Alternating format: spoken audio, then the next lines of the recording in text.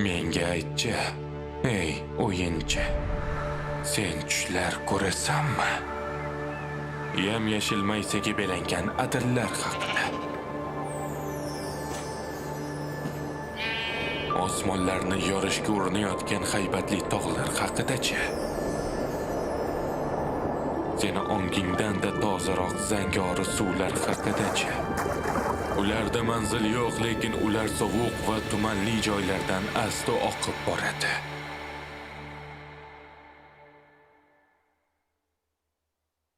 Qo'rqinchli narsalarni ham ko'rasanmi?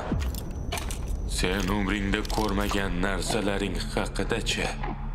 Burchakdan suyaklari qarsillab, seni ishonchsizlik, umidsizlik va unutilish zulmatiga tortib borayotgan suyaklar haqida-chi? Bu narsalar seni qalbingga cheksiz ishonchsizlikni g'arq qiladi. Aql idrok yo'lini to'sib, ehtiyotgarsizlikni keltirib chiqaradi. Lekin qo'rqinchli narsalar bu o'sha seni tushlaring. Bular ichiga albatta sen o'sha ko'rib ko'ngling yoziladigan yam-yashil chiroyli maysazorlar ham kiradi.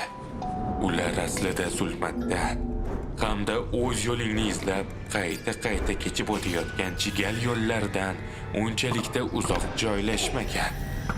Zotan tanish bo'lgan narsalar o'zida ham osoyishtalikni, ham azaliy bir vahimani mujassam etish ham mumkin.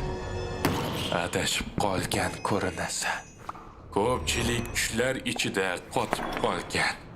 Ular kavlaydi va yana kavlaydi. Bularning barchasi ajoyib javoblarni topish uchun, yerdagi xazinalarni kavlab, ularni qimmatbaho bo'lgan hayotning mazmuniga alishish uchun. Ularga yozilgan taqdirni yaxshilab o'rganib izlanishadi. Hammasi borlig'imizdan-da kattaroq bo'lgan kenglikda. Seni maqsading nima, o'yinchi? Aslida sen kim bo'lishni orzu qilasan o'zi? Bu dunyo albatta seni bu yo'ldan chalg'itadi. U sen yurgan va yotog'ing turgan yerni larzaga keltiradi.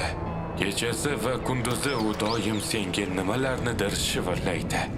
Qani ko'tarilsang-chi, bo'la qol. Uyg'on, o'rningdan tur. Ana endi esa o'yinchi.